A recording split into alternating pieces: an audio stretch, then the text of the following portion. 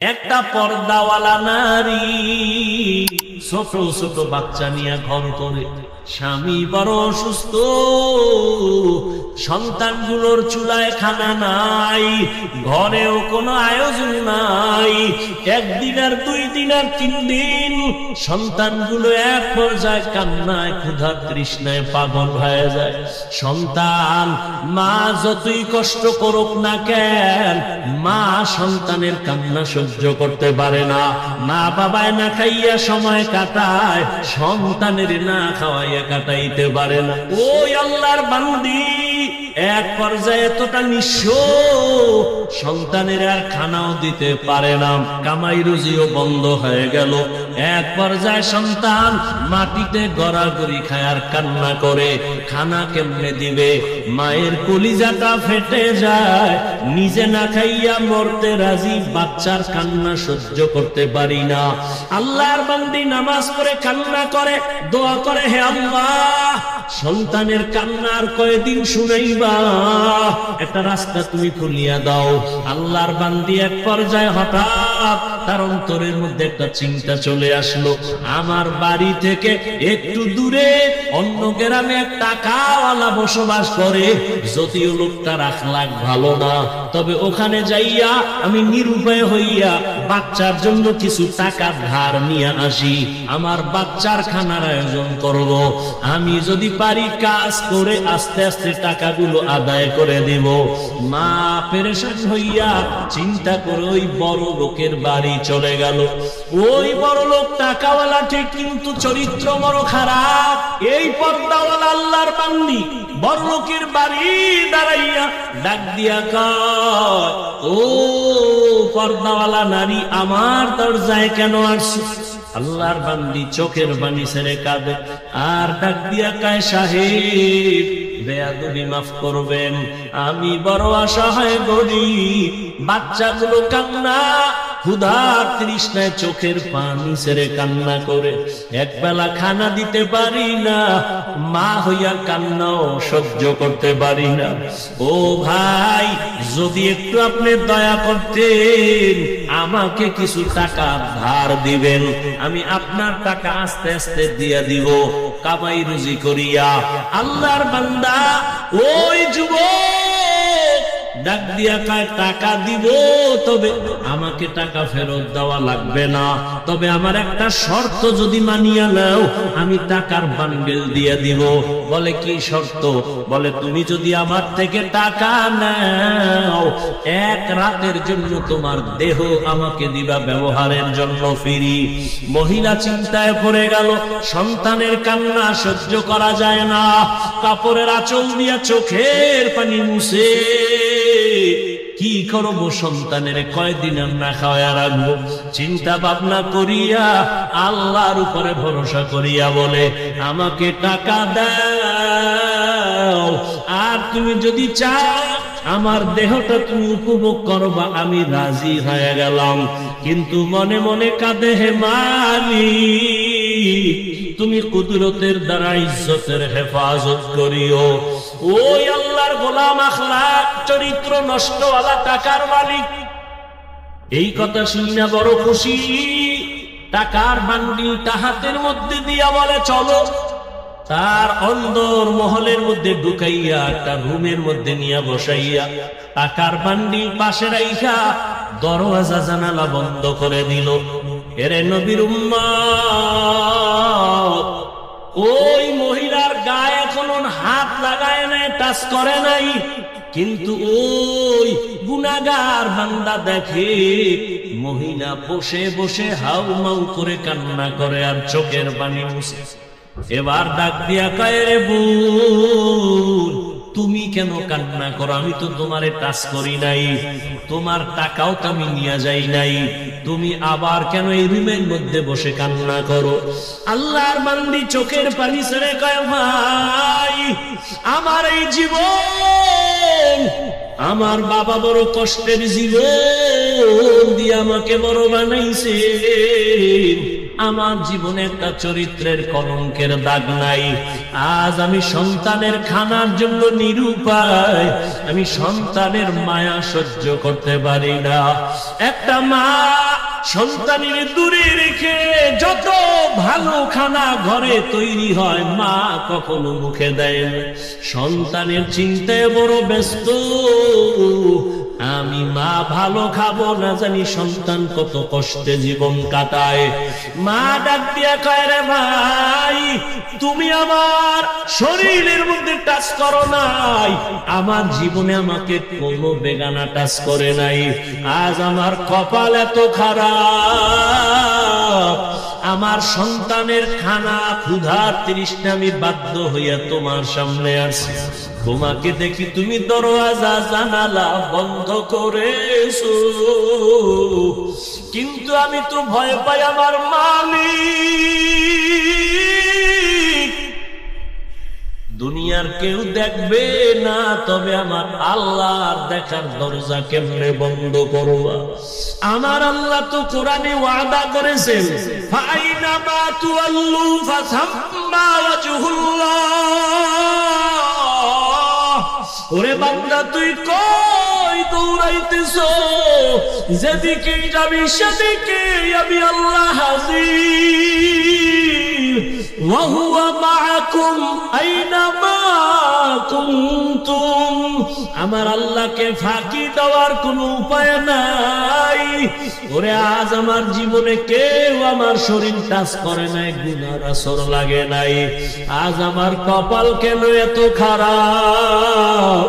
সন্তানের অভাবে পড়িয়া আজ আমি একটা জিনার জন্য রুমের মধ্যে আটকায় গেল। আমার মাওলা কি আমার ইজ্জত রক্ষা করবেন না? মহিলার কান্না এত বিভোর, রহমতের নবী হাদিসে ঘটনা উল্লেখ করেছেন। ওই মহিলার কান্না ওই বড় জিনাকারের অন্তরের মধ্যে দাগ কেটে গেল। ওই জিনাকার একটা চিৎকার দিয়া কয়, ও আল্লাহর বান্দি, তোমার জীবনে কেউ টাচ করে নাই, এমন জায়গায় তুমি আছো, এখন আমি টাচ করি নাই, মাত্র আমি একা। তোমার শরীরে একজন ব্যক্তি টাচ করার জন্য রুমে ঢুকাইলাম। একজনের কারণেই যদি তুমি আল্লাহর আযাবের ভয় পাও, তো আমি বান্দা তো জীবনে একটা না দুইটা না কত শত শত জিনা করেছি। আমার এই চোখ দিয়া কত জিনা করেছি, জবাব দিয়া জিনা করেছি। মনে হয় যেন আমার পশমের গোড়ায় গোড়ায় গুনার আগুন লাগানো। এই জীবনে কত অন্যায়, কত অন্যায়, এই জীবনে কত বেগানার সাথে কথা বলেছি। আমি একজন আর দুইজন না, কত শত গুনাহ করেছি, জিনার শিকার করেছি। ওরে তুমি যদি এক জায়গায় এসে এখনই কান্না করো আল্লাহর ভয়, আমার তো গলায় রশি লাগাইয়া কান্না করা দরকার। ও আমার কলিজার যুবক, ওরে আল্লাহর বান্দি যদি এত ভয় কান্না করে, আর ওই যুবক যদি তওবার জন্য তৈরি হইয়া যায়, ওরে যুবক কান্না কইরা বলে, ও বোন টাকার বান্ডিল নিয়ে যাও, আর আমাকে দেওয়া লাগবে না, আমি তোমার শরীরে আর কাজ করব না, তুমি তোমার চরিত্র সতীত্ব নিয়ে তুমি যাও, সন্তানের মুখে গিয়া খানা দাও, আমি আর তোমার শরীরে হাত লাগাবো না। তবে তোমার মনে হইল তুমি আল্লাহর পেয়ারা বান্দি, আমার মনে হইল তুমি বড় আবেদা, বড় সালেহা, বড় ইবাদত করনে ওয়ালা, তুমি বোধহয় তাহাজ্জুদ পড়ো বলে হা, তুমি বোধহয় পর্দা করো বলে হা, দয়া আমি গুনাহগারের জন্য একটু দোয়া করিও।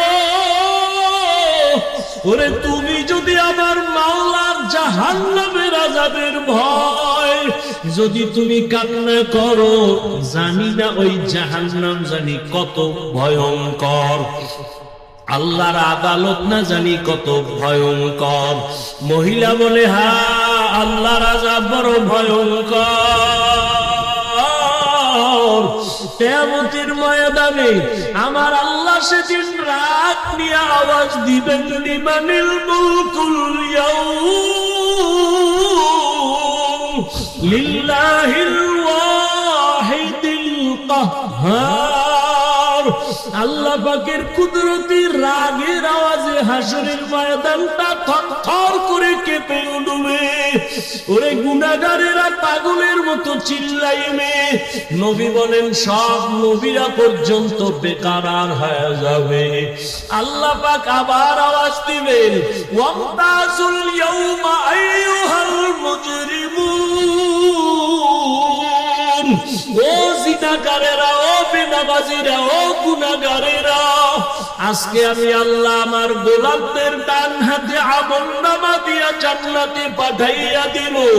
তোমরা যারা গুনাহগার, নেককারদের থেকে আলাদা হও। গুনাহগারেরা নেককারদের থেকে আলাদা হইতে চাইবে না। তখন আমার আল্লাহ আরো রাগ হইয়া এমন ভাবে কুদরতি একটা বাঁচুনি দিবে, গুনাহগারেরা জাহান্নামে চিটার মতো উড়িয়া উড়িয়া গিয়া জাহান্নামের দরজায় গিয়া দাঁড়াবে। আমার আল্লাহ আওয়াজ দিবে, রে ফেরেশতা, নেককার থেকে ডাইন দিকে লাইনে দাঁড় করাও। আমি ডান হাতে আমলনামা দেব। আমলনামা দেওয়ার পর ডান হাতের আমলনামা যারা পাবে, এরা হাসতে হাসতে জান্নাতের মেহমানখানায় চলে যাবে। আর আল্লাহ যাদের বাম হাতে আমলনামা দিবেন, ওই আল্লাহ এমন রাগ করে বলবে, ও ফেরেশতা, এই বেনামাজি নাফরমান আমি আল্লাহর দেওয়া নিয়ামত কম ভোগ করে নাই। আমার দেওয়া পানি, আমার দেওয়া চাঁদের আলো, সূর্যের আলো, আমার দেওয়া সব নিয়ামত, ওরে আমি আল্লাহ ওরে ঘুমের থেকে না উঠাইলে কোনোদিন সজাগ হতে পারত না। এই বান্দা আমার নিয়ামত পাওয়ার পর আমার দেওয়া চক্ষু দিয়া বেগানার দিকে তাকাইছে, আমার দেওয়া জবাল দিয়ে আমি আল্লাহরে তাকি নাই। বেগানার সাথে ঘন্টার পরে ঘন্টা গুনাহের কথা বলছে। ও ফেরেশতা, ওরে বাম হাতে আমলনামা আমি সোজা দিব না, এই গুনাহগারের বুকের মাঝে ছিদ্র করিয়া ফেলো। বুকের মাঝে ছিদ্র করিয়া বাম হাত বুকের মাঝে ঢুকাইয়া পিঠের থেকে বের করো। ফেরেশতারা আল্লাহর হুকুম পাওয়া মাত্র বুকের মাঝে ছিদ্র বানাইয়া বাম হাতটা ঢুকাইয়া পেছন দিকে বের করে ফেলবে। আমার আল্লাহ কোরআনে বলেন, আমি আল্লাহ তখন পিঠের দিকের হাতে আমলনামা দিয়া আমি আল্লাহ বলবো, ইকরা কিতাবাকা কাফা বিনাফসিকাল ইয়াউমা আলাইকা হাসিবা। ও বান্দা বান্দি, জীবনে যত অন্যায় করছো হিসাব নামায় আমলনামায় লেখা, নিজের হিসাব নিজে মিলাও। ফেরেশতারা বলবেন, হে মালিক, তোমার বান্দার হাত পেছনে, আমলনামা পেছনে, চেহারাটা সামনে, চোখ দুইটার সামনে পড়বে কিভাবে? আল্লাহ আবার রাগান্বিত হইয়া বলবে, ফেরেশতা, এই গুনাহগার নাফরমানের ঘাড় ধরিয়া মোচড় দিয়া পেছন দিকে ফিরাইয়া দাও। ফেরেশতারা আল্লাহর হুকুম পাইয়া মোচড় দিয়া পেছন দিকে ফিরাইয়া এরপরে বলবে, দেখ জাহান্নামের আযাব কেমন। ওই আল্লাহর বান্দি কান্না করে, ওই বান্দির আল্লাহর আযাবের ভয় ওই জাহান্নামী যুবকের অন্তর হেদায়েতের আলো জ্বালায় দিল। ওই বান্দির কথায় পড়িয়া ওই জিনাকার যুবক বলে, আমার জন্য দোয়া করিও, আমি আর কোনোদিন জিনা করব না। এমন ভাবে তওবা করিয়া রাতের বেলা সেজদায় গিয়া কান্না শুরু করলো, আল্লাহ আমি তোমারে চিনতে পারি নাই। ও আল্লাহ, তোমার দেওয়া নিয়ামত খাইয়া কত গুনাহ করেছি, ওরে ওই কবরে আমার আজকে দুনিয়াতে টাকা পয়সা বাড়ি গাড়ির অভাব নাই, কিন্তু আজকে আমার মরণ হয়ে গেলে আমি একা, আমার ডানে মাটি বামে মাটি আর কিছুই নাই, সাদা কাপড়ের প্যাকেট বানাই আমার কবরে রাখবে। এইভাবে কান্না করিয়া তওবা করে ফেললো। আর ওই আবেদা আল্লাহর বান্দি টাকা নিয়ে বাড়ি চলে গেল। ওই জাহান্নামী জিনাকার এমন ভাবে তওবা করে ফেললো, কিছুদিন অসুস্থ থাকিয়া দুনিয়া থেকে আল্লাহর বান্দা বিদায় হয়ে গেল। ওই সময় নবী হাদিসে লেখছেন, ওই সময় ভালো মানুষ যদি মারা যাইতো, তার বাড়ির দরওয়াজার মেইন গেটে একটা লেখা উঠে থাকতো। কে লেখতো কেউ জানতো না। ভালো থাকলে লেখা থাকতো লোকটা বড় ভালো, আবার গুনাহ নিয়ে কবরে গেলে লেখা থাকতো বাড়ির গেটে লোকটা বড় খারাপ। ওই আল্লাহর বান্দা যখন দুনিয়ার থেকে বিদায় হয়ে গেল, এলাকার সবাই বড় খুশি। একটা গুনাহগার জালেম সন্ত্রাসী চলিয়া গেল, আমরা বড় নিস্তার পেয়ে গেলাম, শান্তির জীবনে বাস করব। কিন্তু সবাই রওনা, বাড়ির দরজার গেইটে কি লেখা আছে দেখো। সবাই বাড়ির গেইটে গিয়া তাকায় দেখে আরবি একটা শব্দ লেখা, হাদিসের ভাষা। নবী হাদিসে বলেন, ওই বাড়ির গেইটে গিয়া লেখা দেখে সবাই আরবিতে লেখা, কদ গফারাল্লাহু লিল কিফলি। ওই বান্দার নাম কিফলুন। ওই বান্দা কিফলি নামের বান্দার নামে আরবি লেখা, কদ গফারাল্লাহু লাকা লিল কিফল। এই লেখা দেখা মানি হলো আল্লাহর ঘোষণা, ওই বান্দা তোমার জীবনের গুনাহ মাফ হয়ে গেছে, আল্লাহ তোমাকে মাফ করে দিয়েছে। ও কিফলি নামের বান্দা, কদ গফারাল্লাহু লাকা কদ গফারাল্লাহু লিল কিফল। এই লেখা দেখা মানুষ পেরেশান হয়ে গেল। এলাকার চিহ্নিত জাহান্নামী গুনাহগার জিনাকার, ওর বাড়ির দরওয়াজায় এই লেখা কেন আসলো? সবাই আশ্চর্য হয়ে গেল, আল্লাহ নাকি তাকে মাফ করে দিয়েছেন।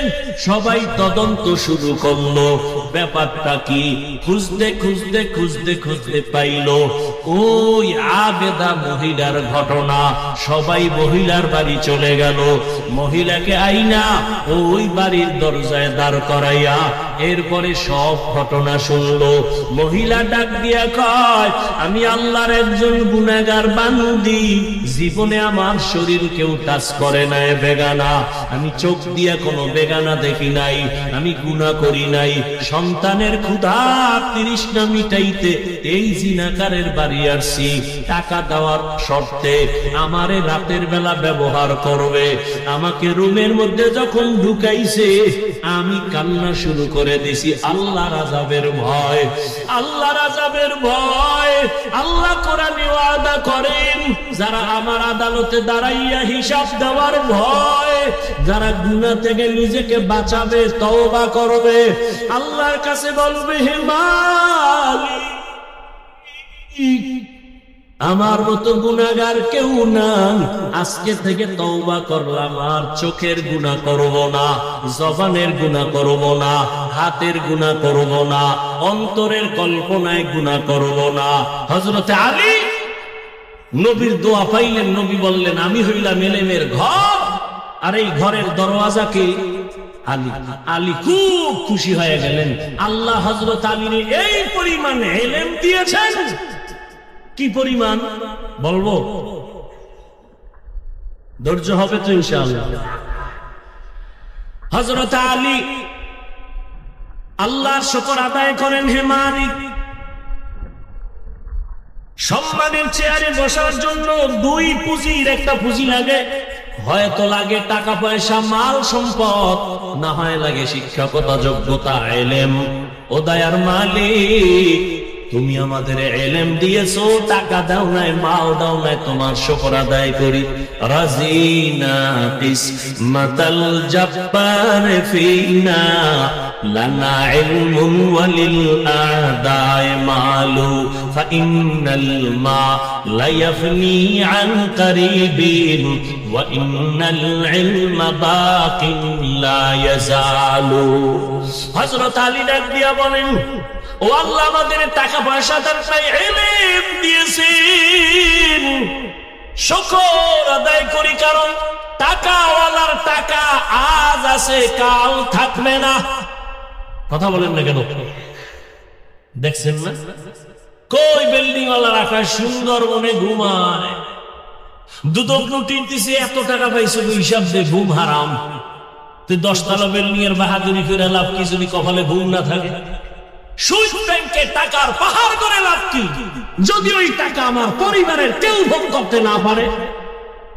নাম বলবো না, যাদের টাকায় বাংলাদেশটা তাজা হয়, এইরকম টাকাওয়ালা 6-7টা ভাই, কিন্তু কপাল বড় খারাপ, যাদের টাকায় বাংলাদেশ তাজা হয়, সরকার পর্যন্ত চলে। এদের মা কয়েকদিন আগে মারা গেছে, কপাল খারাপ, এত টাকা এত ক্ষমতা, কিন্তু মায়ের জানাজায় সুযোগ থাকছিল, তার ভালো যায় নাই, দড়া খাওয়ার উপরে। এর নাম কি? কপাল, কপাল, কপাল, কপাল। এর নাম কি? কপাল। এই টাকা পয়সা দিয়ে কি লাভ হবে রে বাবা? ও যুবক, এজন্য হযরত আলী বলেন, আমরা ইলম পেয়েছি, টাকা পাই নাই, দুঃখ নাই। কেন? টাকাওয়ালার টাকা আজ আছে কাল থাকবে না। ইলম ওয়ালার ইলম যখন সিনায় ডুববে, আর ইলম বিদায় হবে না।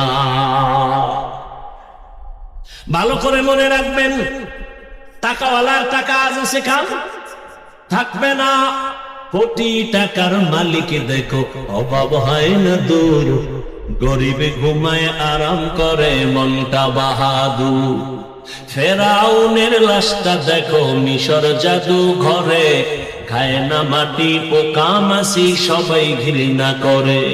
হৃদয়ে থাকিবে যার নম্রতা সাদা, রহমত আসিবে সেথা প্রভুর ওয়াদা।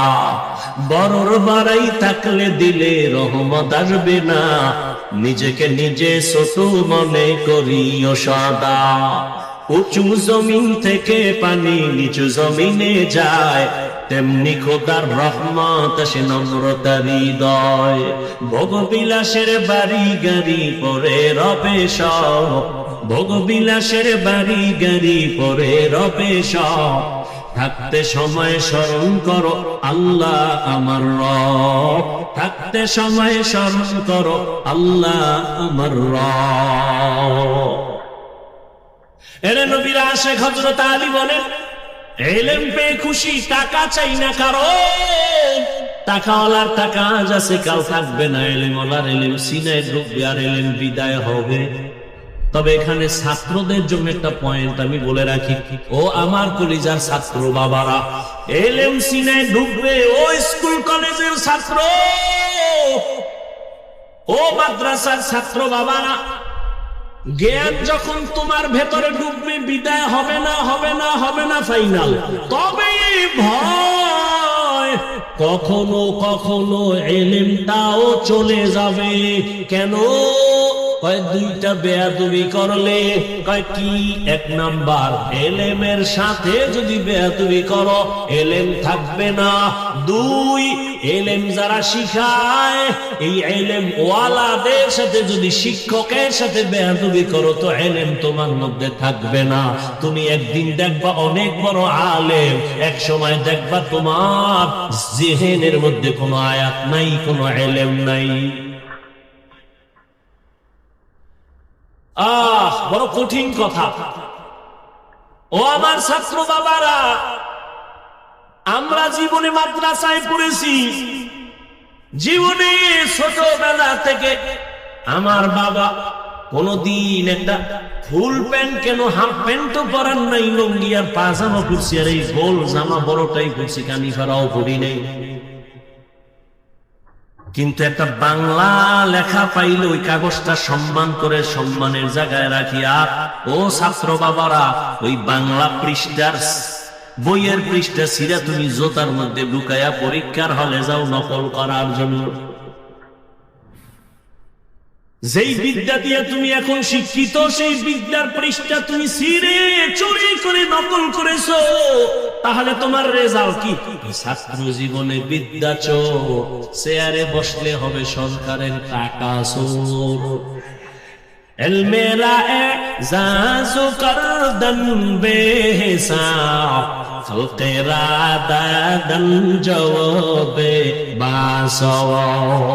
টাকাওয়ালার টাকা আজ আছে, কাল থাকবে না। এলেমওয়ালার এলেম সিনায় ঢুকবে, বিদায় হবে না। তবে বিদায় হতে পারে না, পারে না। শিক্ষকের সাথে মেয়াদুমি করলে এলেম থাকে না। হযরত আলী বলেন, আমাকে একটা অক্ষর যিনি শিখাইছেন তার মূল্য কত? মান আল্লামানি হারফান ইনশাআ বাআ ওয়া ইনশাআ আতাকা। আমাকে একটা অক্ষর যিনি শিখাইছেন তার মূল্য এত, চাইলে আমাকে গোলাম বানাইয়াও রাখতে পারেন, বিক্রিও করে দিতে পারেন। শিক্ষকের সাথে প্রতিবাদ করার কোনো সুযোগ নাই। 2 নাম্বার ব্যবধান, আমি টাকা পাইয়া খুশি না, ইলম পেয়ে খুশি। কেন? টাকাওয়ালার বয়স যত বাড়ে, টাকা যত বাড়ে, তত দুশ্মন বাড়ে। আর ইলমওয়ালার যত ইলম বাড়ে, তত বন্ধু বাড়ে। ঠিক না? টাকাওয়ালার যত টাকা বাড়ে, তত দুশ্মন বাড়ে। নিজের বউ দুশ্মন, নিজের মাইয়া ভোলা দুশ্মন। কি এই নজির বাংলাদেশে নাই? বাবা টাকা পায় না, দেয় না। টাকা নেওয়ার জন্য বাবার গলায় ছুরি ধরছে সন্তান, মাকে মেরে ফেলেছে সন্তান, টাকা দাও। এই জন্য টাকাওয়ালার যত টাকা বাড়ে, দুশ্মন বাড়ে। এলেমওয়ালার যত এলেম বাড়ে, তত বন্ধু বাড়ে। 3 নাম্বার, টাকাওয়ালা যত বয়স বাড়ে, তত সবার ঘৃণা বাড়ে। আর এলেমওয়ালার যত বয়স বাড়ে, সবার মোহব্বত বাড়ে। ঠিক না? টাকাওয়ালা বুড়ো হয়ে গেছে, ছেলেও কয় মরে না কেন? তাই তো টাকা আমি পাই। মেয়েও বলে মরে না কেন? গোপনে ইমাম সাহেব রেখে একটা জালালি খতম লাগাও, বাবা যেন তাড়াতাড়ি খতমে মরে। টাকা পয়সা সব আমি বাতাসে উড়াবো। আর ইলমওয়ালা যত বুড়া হয়, বড় বড় বড় বড় মুহাদ্দিস সাহেবরা লাইনে দাঁড়ায় বড় আল্লাহ ওয়ালার জুতা সুজা করার জন্য। হযরত আলীর আল্লাহ এত জ্ঞান দান করেছেন, নবী নাই, আবু বকর নাই, খেলাফতের চেয়ারে এখন কে আছেন? ওমর। রহমতের নবী গেলেন, চলে আসলেন আবু বকর। আবু বকর চলে গেলেন, আসলেন কে? ওমর। চেয়ারের মধ্যে বসা, ক্ষমতার মস্তদে বসা, পাশে হযরত আলী।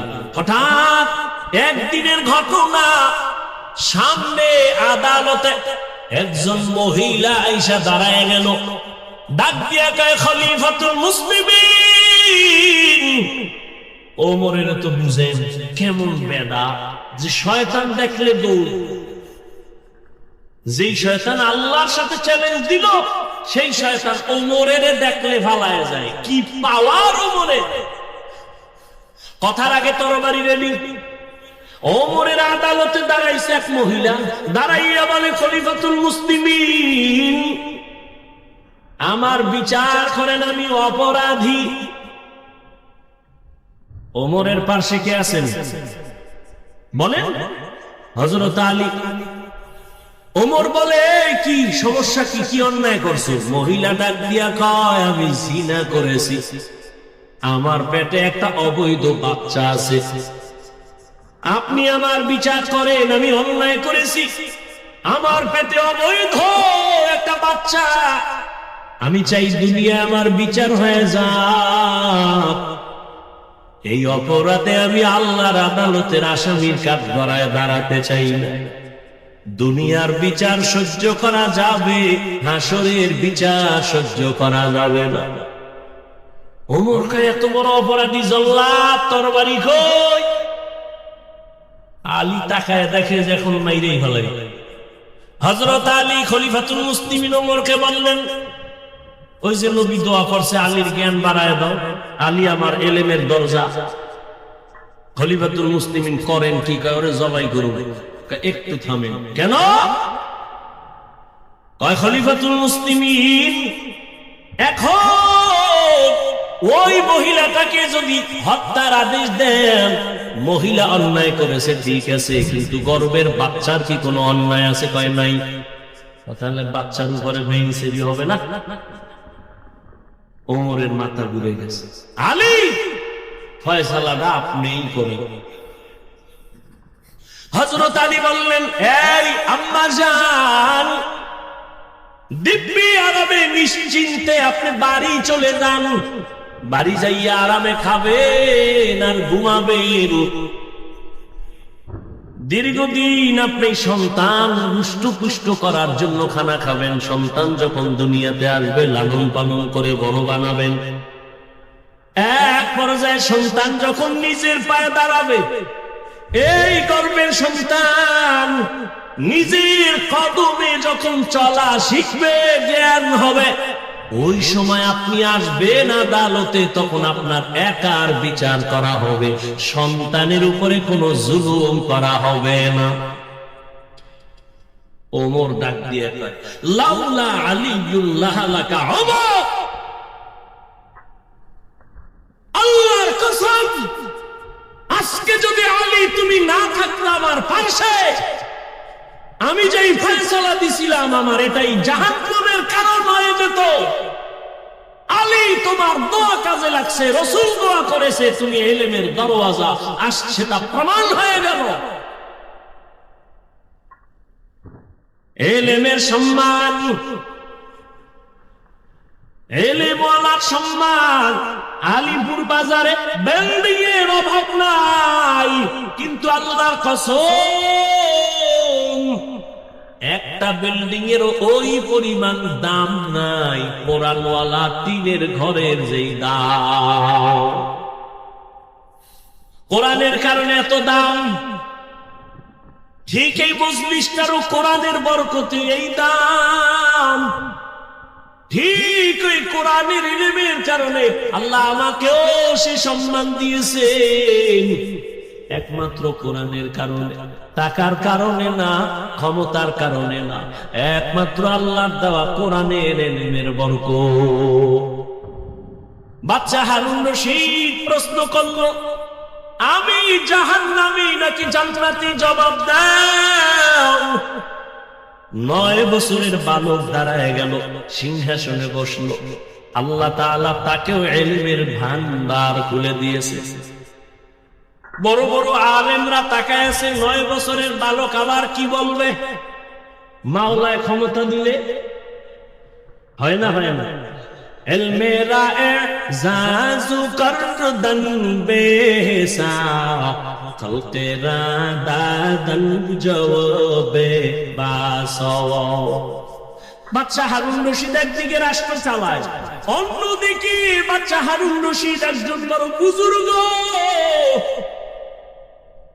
জানা থাকলে বলেন, হারুন রশিদের বউয়ের নাম কি? জুবায়দা খাতুন। কে সেই জুবায়দা? মক্কায় যাবেন, এখনো সেই জুবায়দার নামে বিশাল বড় পানির ড্রেন আছে, নাম হলো নহরে জুবায়দা। এই ক্ষেত্রে আমি পর্দার আড়ালের আম্মা জান ও বোনদেরকে বলি, ও পর্দার আড়ালের আম্মা জানেরা, বোনেরা, এত বড় ক্ষমতাওয়ালা বাচ্চা হারুন রশিদ, কিন্তু তার স্ত্রীর কত পাওয়ার। কিন্তু জুবায়দা এমন একজন আল্লাহর গোলাম, হলো আল্লাহর বান্দি, কোরআনে হাফেজা। সুবহানাল্লাহ। কোরআনে শুধু কি তাই, এই জুবায়দা কাজের মহিলা 100। কত? প্রত্যেকটা কাজের মহিলা কোরআনে হাফেজা। জুবায়দা কয়, আমি চাই আমার ঘরের মধ্য থেকে প্রত্যেকটা মিনিট আর সেকেন্ডে যেন কোরআনের তেলাওয়াতের আওয়াজ হয়। আওয়াজ কেমনে? মহিলা 100 জন কাজে ভাগ করে দিছে, তুমি আধা ঘন্টা তেলাওয়াত করবা, এরপরে কাজে নামবা। আবার এই মহিলা তুমি তেলাওয়াত শুরু করবা, তুমি আবার 1 ঘন্টা তেলাওয়াত করে কাজে নামো। এইভাবে 24টা ঘন্টা জুবায়দা খাতুন কাজের মহিলাকে রেডি করে দিছে যে কোন না কোন মুহূর্ত যেন কোরআন তেলাওয়াত ছাড়া আমার ঘরের মধ্যে আওয়াজ না হয়। কেমন জুবায়েদা আর আমগো ঘরের আম্মা জান বোনদের কাজের লোকের কি হালাত।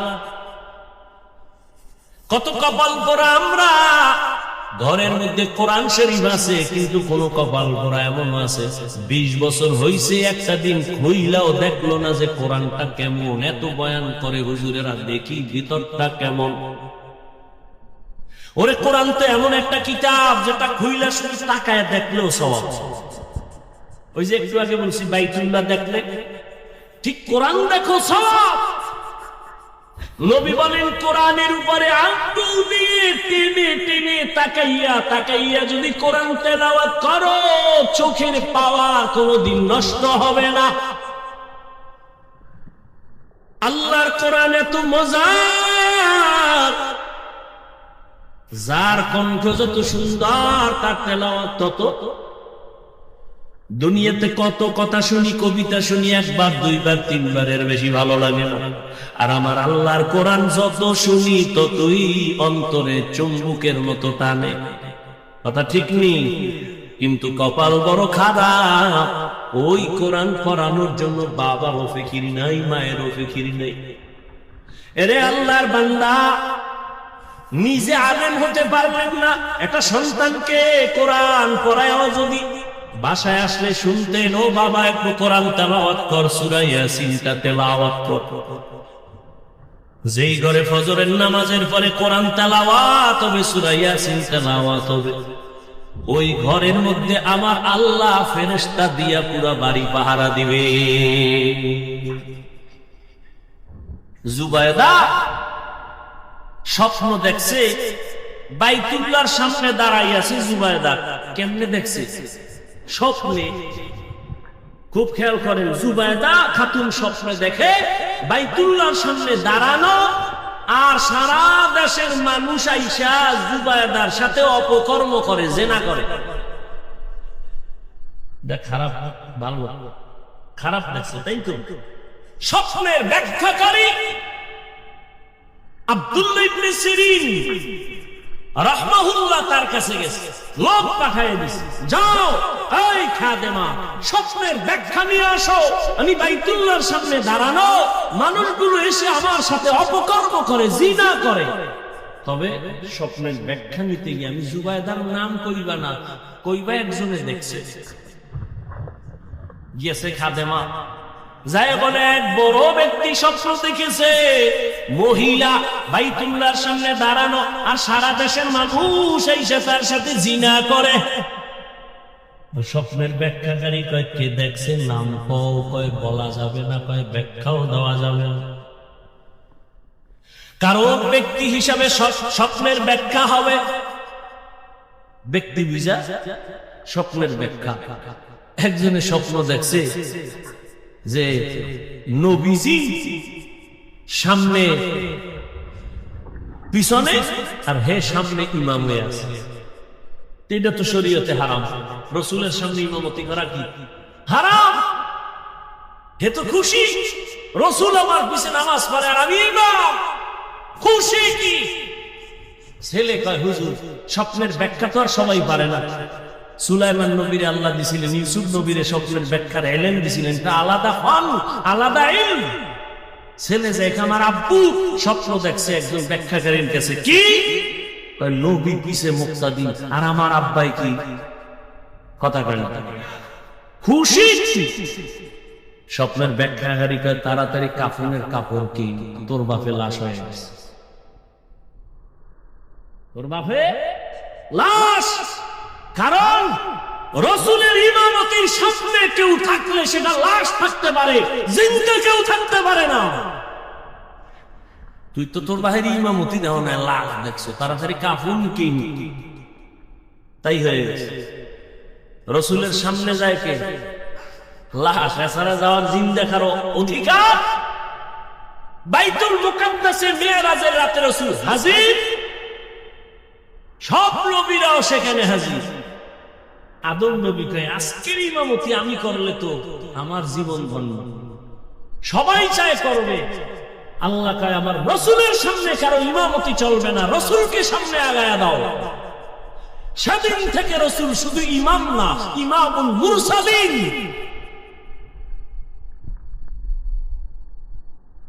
এবার কয় নাম কয় নাম কওয়া যাবে না বলে স্বপ্নের ব্যাখ্যা দেওয়া যাবে না। খাদেমা আবার দৌড় গিয়া কয় ও রানী জুবায়দা খাতুন, নাম না বললে স্বপ্নের ব্যাখ্যা দিবে না। কয় যাও নাম গিয়া বলো। এবার নাম কইছে জুবায়দা। কপাল খুললে জুবায়দা দেখছে, কয় হ্যাঁ। জুবায়দারে গিয়া জানাইও জুবায়দা মক্কায় এমন কিছু কাজ করবে মানুষের উপকারে, আর সারা দুনিয়ার মানুষ জুবায়দার উপকার গ্রহণ করবে। এই জুবায়দা স্বামী সরকার, দেশের দায়িত্ব 1 টাকাও সরকারি খরচ না করে জুবায়দা নিজের টাকা ব্যয় করে মক্কা নগরীতে পানি পায় না মানুষ, পাইপ নাই, কেমনে পানি নিবে?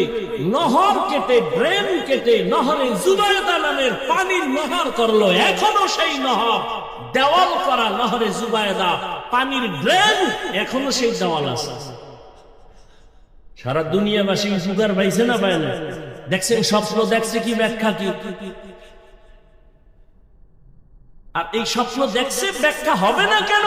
যেই জুবায়দা নিজে কোরআনে হাফেজা, 100 কাজের নারী হাফেজা, 24 ঘন্টা জুবায়দা খাতুনের ঘরে কোরআনের তেলাওয়াত। আর আমগো ঘরে ও বাবারা, আপনিও সারা রাত মোবাইলের হক আদায় করেন। কয় হ্যাঁ, কিয়ামতের দিন যদি এই উসিলায় মাওলায় মা বউয়ের হক আদায় করতে পারি না, মাইয়ার হক পারি না, ছেলের হক পারি না, মোবাইলের হক আদায় করতে কোনো টেনশন নাই। সেদিন এক সোরা আমার কান্দে হাত দিয়ে একটা ছবি তুলতে এসে, হুজুর একটা সেলফি যদি আল্লাহ উসিলায় মাফ করে। পাগল ছবি তোলার জন্য সরকারি প্রয়োজন ছাড়া, মদিনার ওয়াদার ছাড়া ভিন্ন কোনো কারণে ছবি তোলা 1000 কোটি বার হারাম, কবিরা গুনাহ। বাথরুমটা বাইরে হইছি, যে হ্যাঁ একজনে হারাই হইছি, আমি কি তুই ভিতরে আইলি না কেন? তোর এত শখ ছবি তোলা। মরার সময় মোবাইলটা কাফনের ভিতরে নিবি, কবরে যখন ফেরেশতা আইবে বলবি আগে সেলফি পরে প্রশ্ন। মোবাইল নিয়ে ঘরে ঘরে ঘরে ঘরে মোবাইলে সারা রাত কবিরা গুনাহ, কবিরা গুনাহ। স্বামী আর স্ত্রীর মধ্যে দূরত্ব কেমনে যে বুঝাই রে যুবক? এই মোবাইল কথা কয় না। স্বামী আর স্ত্রীর মাঝে দ্বন্দ্ব, এই মোবাইল। মা বাবা সন্তানের মাঝে দূরত্ব, এই মোবাইল। ছাত্র শিক্ষকের মাঝে দূরত্ব, মোবাইল। মা ছাড়তে রাজি, মোবাইল ছাড়তে রাজি না। ভাই ছাড়বে, বাপ ছাড়বে, টাকা ছাড়বে, বাড়ি ছাড়বে, মোবাইল ছাড়বে না। এই জন্য আল্লাহর কাছে বারবার দোয়া করি, হে আল্লাহ মোবাইলের গুনাহ থেকে তুমি আমাদের পরিত্রাণ দান করো। আমি যে ফেসবুক চালাই না, কি হয়েছে? এই পুরুষে আমরা শুনছি ছোটবেলা, পুরুষ জিদ করলে বাদশা হয়, বাদশা। মহিলাগণ আর পর দরকার নেই। পুরুষে জিদ করলে, রাগ করলে কি হয়, আর মহিলারা কি হয় ওটার দরকার নেই। তো জিদ করতে পারো না যে জীবনে মোবাইলে আর চালাবো না, ফেসবুক দেখবো না, বেগানা নারী দেখি কি হয়। আল্লাহ এই মোবাইলের গুনাহ থেকে আমাদেরকে হেফাজত করো। অনেক কষ্ট হইতেছে, আরে আমার তো হইতেছে, তারপর আপনাদের দোয়ার জন্য চালাচ্ছি। পৃথিবীতে কথা বলার মতো কষ্টের কোনো আর কাজ নাই। তাও যদি টাইম মতো ঘুম না হয়, বা কুত্তার মতো সারা দেশে দৌড়, এরপরে 1 লাইনের মানুষ হইলে বোঝা যায় চোখ বন্ধ করে একটা টান দিয়ে গেছি। মানিজ্য দিয়া হরেক লাইনের এক এক মেজাজের এক এক কথা, ঠিক না? গরম কথা কইলে কয় হুজুরের ইমান বেশি গরম, এখনো জীবন। ঠান্ডা ওয়াজ করলে কয় পরের বাড়ি খাইয়া ইমানের হাওয়ার শেষ। কি শব্দ হুজুর কয় ভাই দাওয়াত কা আলহামদুলিল্লাহ, কামলের বাড়ি কয় নাউজুবিল্লাহ। ভাইরা আমার,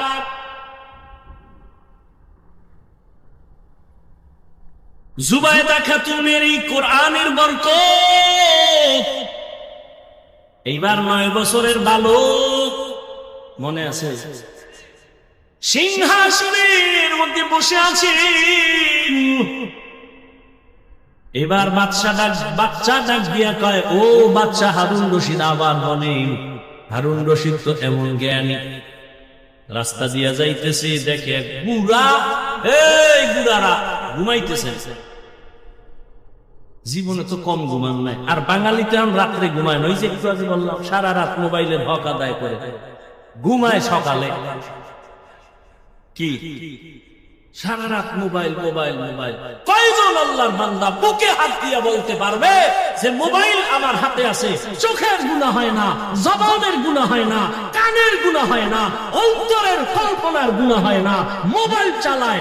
এত বড় চ্যালেঞ্জ কয়জনে দিতে পারবে? যে দিতে পারবে, আল্লাহর শপথ, সেই জমিনের বড় বুজুর্গ।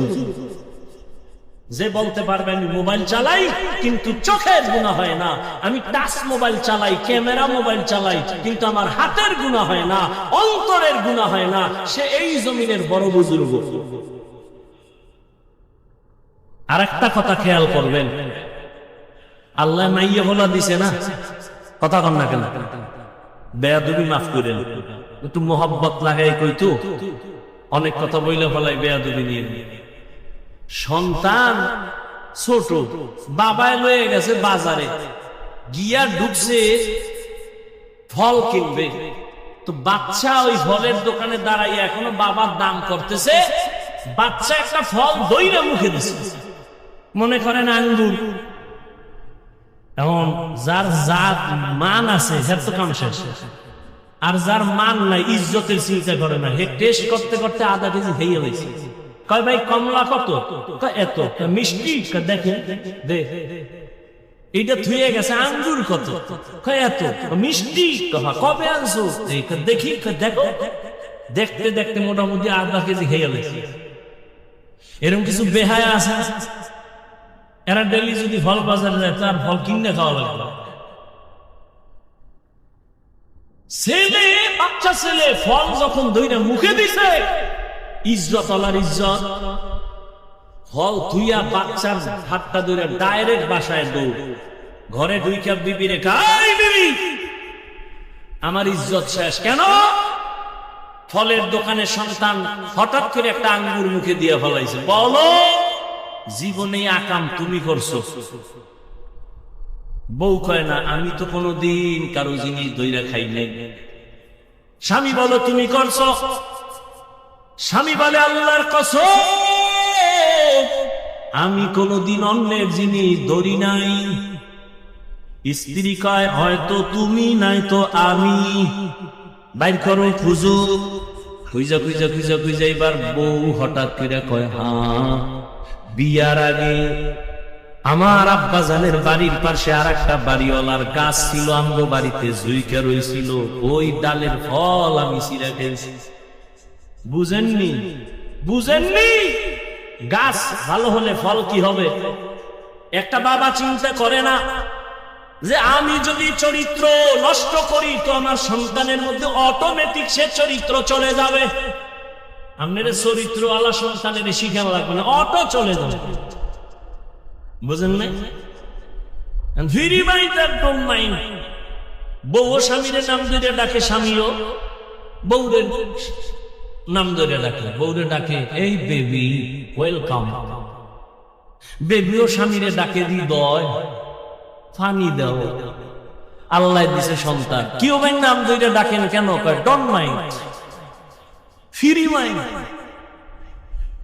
তো সন্তান বড় হইয়া দেহে, এ কয় বেবি, হে কয় সাগর, হে কয় হৃদয়। এখন বাচ্চাও শিখছে ডাক দেখে বেবি, ভাত দে। কিছুদিন পর পাই হৃদয়, টাকা দে। আচ্ছা 2 দিন ভোলা যায়, সন্তান খুব আব্বু আম্মু এটি কয় না, মাথা গরম। এবার রায়বারে গেছে ধইরা, ভাই সন্তান আল্লাহ দিছে, মান সম্মান শেষ, জুতার বাড়ি খাওয়া বাকি। সন্তান নাম ধইরা ডাকে, মাইনসি হইলে তো জুতা দিবে। কি করা যায়? বুদ্ধি একটাই, সন্তানের মাঝখানে বসাইয়া তুমি বউরে হবা একবার আম্মু, বউ তোমারে কইবে একবার আম্মু। এইভাবে প্র্যাকটিস করো তো সন্তান শিখবে আম্মু আম্মু, নাইলে এছাড়া আর কোনো উপায় নেই। ফ্রি মাইন্ডের কপাল। জিন্দেগি মে বন্দগি তু করনা হে, जिंदगी में बंदगी तू करना ही,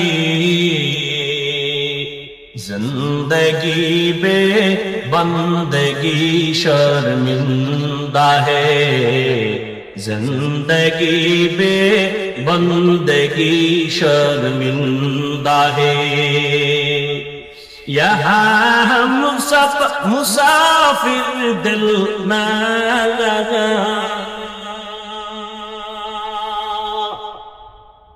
यहाँ हम सब मुसाफिर दिल ना लगा, अहले दिल की नजर से रूह करता जा, शाह दौलत सब फकीर घर नेक ने है, शाह दौलत सब फकीर घर नेक ने है, जिंदगी में बंदगी तू कर नहीं, जिंदगी में बंदगी तू कर नहीं, जिंदगी पे बंदगी शर्मिंदा है, जिंदगी पे बंदगी शर्मिंदा है। এরে নবীর উম্মত, 9 বছরের বালক ডাক দিয়া বলেন, ও বাদশা প্রশ্নটা কি আবার করেন? বলে আমি জান্নাতি নাকি জাহান্নামী বলো। 9 বছরের বালক ডাক দিয়া কয়, বাদশা জাহাপনা, আপনার জীবনে এমন কোন ঘটনা ঘটছে কিনা? বলে কি? কয় আপনি চাইলেই গোপনে গুনাহ করতে পারতেন, জেনা করতে পারতেন, কিন্তু আল্লাহর ভয় করেন নাই। বাদশা হারুন রশিদ বলে, আল্লাহর কসম, এইরকম একদিন আর দুদিন না, অনেক অবস্থা হয়েছিল। আমি চাইলেই গুনাহ করতে পারতাম, চাইলেই জিনা করতে পারতাম, কিন্তু আল্লাহর ভয়, আমি কোনো বাধা ছাড়া, আমি সুযোগ পাইয়াও গুনাহ করি নাই। আল্লাহর আযাবের ভয় আমি ফিরে গেছি। 9 বছরের বালক ডাক দিয়া কয়, আল্লাহর কসম, নিশ্চিত আপনি জান্নাতি। অন্য উলামায়ে কেরামের মাথা গরম হয়ে গেল। এই 9 বছরের বালক, আমরা সবাই ফতোয়া দিলাম, বাদশাকে কোনোদিন কোন বাদশা কেন কোন মানুষকে জান্নাতি বলা যাবে না, জাহান্নামী বলার উপায় নাই। তুমি বলেছো বাদশা হারুন রশিদ জান্নাতি, দলিল। বাচ্চা কয়, এত টেনশন কেন? আমি আল্লাহর কোরআনের আয়াত দিয়া দলিল দিব। বলে দাও। 9 বছরের বালক, আমি যে আয়াত দিয়ে আজকে বয়ান শুরু করেছি, আয়াতটা তেলাওয়াত করে শুনাইলেন। ওয়া আম্মা মান খাফা মাকামা রাব্বিহি ওয়া নাহান নাফসা আনিল হাওয়া ফাইন্নাল জান্নাতা হিয়াল মাওয়া। ডাক দিয়া কয়, আল্লাহর কসম, আল্লাহ এই আয়াতের মধ্যে ওয়াদা করেছে, যারা আল্লাহর আদালতে দাঁড়াইয়া হিসাব দেওয়ার ভয় নিজেকে গুনাহ থেকে ফিরাইয়া রাখবে, আল্লাহ ওয়াদা করেছেন তার ঠিকানা জান্নাতুল মাওয়া। हर के दार खौफ हक दौर दिल मदाम জন্নাতুল মাওয়া দেহদ রামকাম জুজবা হক ছি জে মখাজ ইনসো জা ফজলে কুআ মস্তে দার জুমলা জাহান। ঘুম আসতেছে? আরেকটু সামনে আগাবো, একটা কেচ্ছা শোনাবো। কেচ্ছা শুনবেন? আমার নামে তো এমনি বদনাম আছে, হাফিজুর রহমান কেচ্ছা কাহিনী ওয়াজ করে, বলে না? বলে না? বলে। যারা বলে ওরাও সিফায় দাঁড়ায় দাঁড়ায় হুনতেছে কি কই। সাথে পাইলে সামনে ফেলে জিগাইতাম তুই আইছো কা খোদায় আনলে করুন কি? হ্যাঁ, বান্দা চাইলে কিছুই হয় না, আল্লাহ চাইলে। যে আবু জাহাল আমার নবীর দুশমন, ঘুরে ঘুরে ঘুরে ঘুরে বলে মুহাম্মদের কাছে যাইবা না, পাগল হয়ে গেছে। ওই আবু জাহিল্লা রাতের গভীর নবীর ঘরের কিনারায় গোপনে দাঁড়ায় দাঁড়ায় রহমতের নবীর জবানে কোরআন তেলাওয়াত শুনে। কি আবু জাহাল, তুমি আবার গালি দিয়ে আবার ভিতরে গোপনে চুরি করে কেন? যতই বিরোধিতা করি, জবান মুহাম্মদের এত নিষ্ঠ, তেলাওয়াত শুনলে কলিজা ঠান্ডা হয় না। নবীর তেলাওয়াত কত মজা! আমগো তেলাওয়াত মক্কা